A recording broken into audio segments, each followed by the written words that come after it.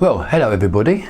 Now, before we get going on part 28, I would just like to jump in and say a huge, massive thank you for all the very kind messages and good wishes and support that I've had from the last video concerning my accident. I've been blown away yet again. It's just for a little update on that. It's been about 6 weeks since the accident now, and yeah, I'm still hobbling around on crutches, and yes, I'm still,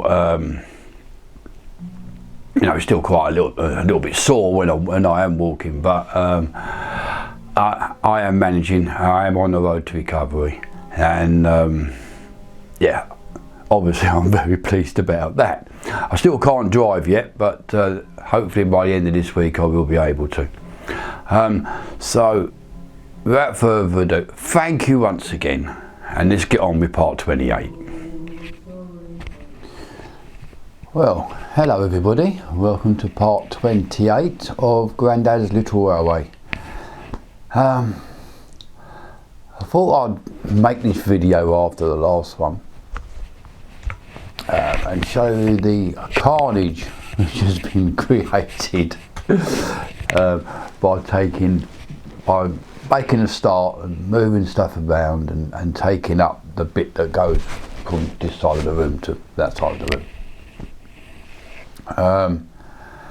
So, without me waffling on too much, let's take a look. Now, I must admit, I am in a bit of a mess at the moment, but as you can see there, I've got some of my baseballs propped up in the corner there. I've had to cut the track by the edges of the board, maybe for future reference when putting my track down. I should end the track run at the end of the board rather than take it straight over. Then I wouldn't have that problem in the future, would I? Should I want to take it up and change it for whatever reason. I'll bear that thought in mind. Here we go. Right, over here. Here we go. The first view of first part of the new layout. As you can see, that board has been taken up now, and I've got complete access to get to the back. My computer's been moved over from the window into the corner. There will be a couple of tracks. I'm not sure that the computer is going to live in that, right in that corner. It's probably going to come over a little bit, but there will be 2 tracks coming behind it. One to feed the sidings at the top here, and the other is the branch line going to the station over on the left hand side of your screen. You can't really see it at the moment, but yeah, I'm not too worried about that. There's room behind, and underneath that shelf, let's move over, can't really see it there because I've got a chair in the way, but underneath that white shelf where the computer's sitting, there is a computer table which was doubling up as my modelling table, but that's never going to be a modelling table now, and I can pull that out if I wish to do anything, or push it back in if I don't. So that's not really going to get in my way. Right, for the next bit. Right, here is the station end of the layout, which I was just telling you about. As you can see, there's more baseballs stacked up in front of that, and tools and rubbish and God knows what else. Yeah, all that can be cleared away. All that's going to be cleared away. So yeah, it's early days yet, very early days. But what it does mean is that I can once that's cleared away, if I want to get in and do a little bit of modelling. If I want to get in there, and I might be able to film it and film a little bit and put it up here on YouTube, and at least I can get to it. At least I can get to it, and hopefully I'll be able to produce a little bit of content for you guys, if you're interested, of course. but whatever, it's going up, wherever you are or you're not, but never mind. Okay, let's move on. Alright, now then, what you're looking at now is where the new part of the build is going to go. That, you can see a piece of wood sticking up there. That at the moment is just supporting that shelf, if you like, which the computer is sitting on. Now it just so happens that from that piece of shelf to the wall in the opposite corner is 2.4 meters exactly. That's going to be really helpful. So when I come to do the frame, which is going to go along in front of that window, I'll make things easier, wouldn't it? I'll just be able to go down Wicks or B&Q or something like that and pick up some timber 2.4 meters long, bish bash bosh, and it should be going there quite easily. Yeah, so, but that is not going to be done yet. I'm not in any fit state to do it. For argument's sake, if I move you around, as you can see in front of my window, apart from there being a bloody great mess, there's a radiator. Now what I need to do, or what I want to do with the radiator, is I want to box that in, okay, so that there'll be a box obviously going around it so you can't see the radiator, but more importantly on the radiator side of the box there'll be some sort of reflective material, and to reflect the heat back to the radiator and hopefully up. The box will come up above the windowsill to just above the height of the baseboard. Okay, so effectively it would form, if you like, a chimney. So that hopefully the heat from the radiator when it's on will rise up and heat the room more efficiently, but less heat would come forward from the radiator and underneath the layout, because obviously that, if it gets too hot underneath that layout, it could warp the wood, worst case scenario, and make my modelling and track laying endeavours almost near on impossible.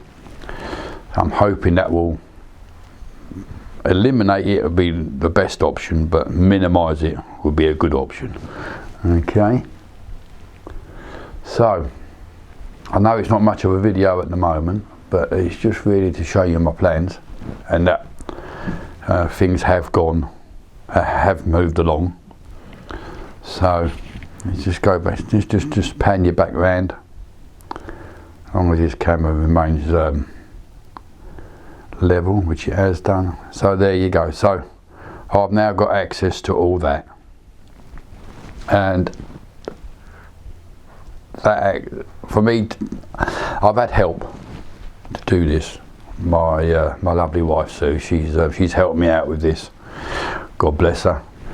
And yeah, we're getting there. It's going to take some time, but we're getting there. I've got a bit more tidying up to do before I can continue any sort of work on the station area here.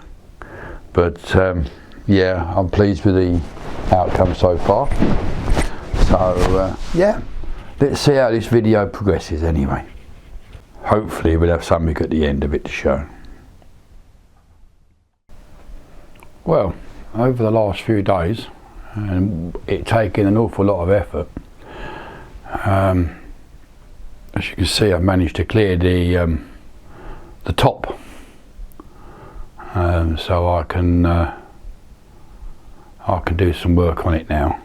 I can get to it at least. Yeah, so what I'm going to do is just show you what I'm going to be doing. I don't think I'm going to be able to film myself doing it, but it's just a little bit of track laying really, but I'll show you anyway. Well, here we are. The work I'm going to be doing is on this little bit of head shunt. I've got all these wires to get underneath the baseboard. I've got a big gap. Let me just move you. Here, that's all got to be covered up. And here, where this bit of head shunt meets this board, I'm going to cut the track there so that I can lift it out. Then obviously I can put the point motors in and run them wires as well. Hopefully just move off, just do this little bit, just to build up my enthusiasm a little bit, and we'll see how we get on. I also want to see if the street lights and the building lights here still work. I'm going to run a wire up to where the siding lights are. I'm hoping that transformer will be big enough to run the sidings and this, but I don't know yet. I might end up having to buy another transformer, but we'll see on that one. And whatever happens, I will let you know. Okay, well, I'll see you in a bit. Right then, it's a week or so later. I've been doing bits and pieces, and I thought I'd just show you what I've done. As you can see, I'm pointing the camera at the head shunt again. I'm just going to pull this out and I can show you what I've been doing. That just now lifts out. There we go. Obviously you can see the point motors there now. The wires all go into a terminal block, which is the type that just pulls apart like that and slots in like that, nice and easy, all very good. And it goes in back in there, it'll go back in like that. Obviously all screwed down. Yeah, so that's for me, that's a little bit of progress. I'm quite pleased with that.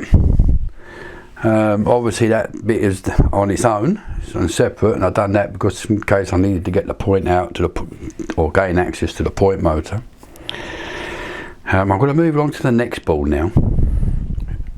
Right then, this is the second board, as it were, the middle board. This is basically all this has got on it is them two pieces of track going straight up the middle. Yes, but this is where the station is going to be. So, but again, this board is on its own, and I will just lift it up. This board will now lift up like that, something like that. Not that you can see very well. I'll reposition you. There we go. Not that there's much to see. But obviously, because this is an individual board, these are the track feeds that are coming down, and they're going into the bus wire, which obviously the head shunt is wired up to as well. I'll just move it down again just to show them the mess of wiring. Here we go. Basically, you've got the wiring coming in here from the head shunt, which is obviously the track feed, and then you've got all the lights, and you've got the point feeds coming in. Track feeds going up to the centre section, and then the wires going off into the next section, which I'll show you in a minute. I'm just going to position you back.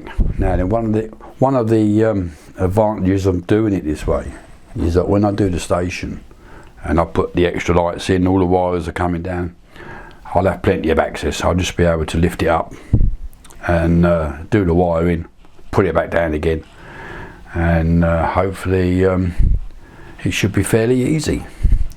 Right, now for the third section.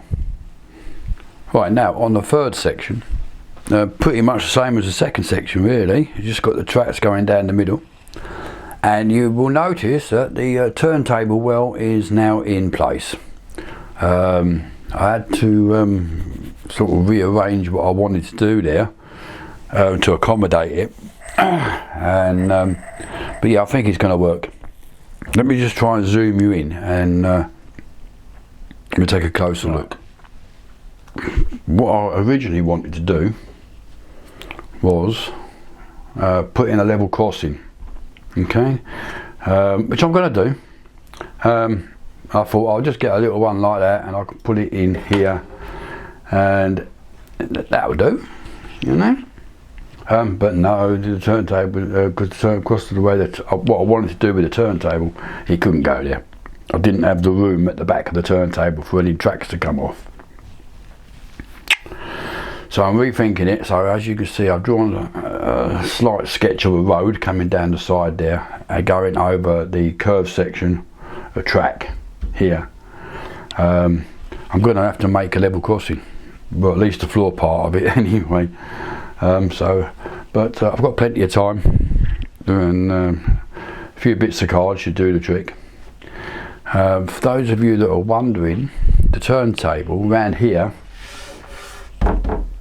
the track lengths are going to be sort of like that. So they're only going to be short lengths of track. They're going around that side anyway, and I can get away with that because if you remember, this layout is very, very loosely based on the on Pickering Station up on the MYMR in Yorkshire. And I had a look at some photos of their turntable, and literally that's what they have up there. They have just some short pieces of track going around the outside, just long enough really for a wagon. You know, they've got like a wagon. There you go, a wagon on there, and that's probably about it. Just going round. So that's why I think this is going to work for me. I'm just going to reposition you a little bit. So what I want to do on this side is have some tracks coming off, probably into some sort of carriage works, wagon works, you know, or maybe a small locomotive depot. I don't know yet. Probably a coach works or wagon works, which is what they've got up there anyway. And that just hopefully just add a little bit more interest to this sort of area. So the only thing is, I don't know if you can see. I'm going to zoom in.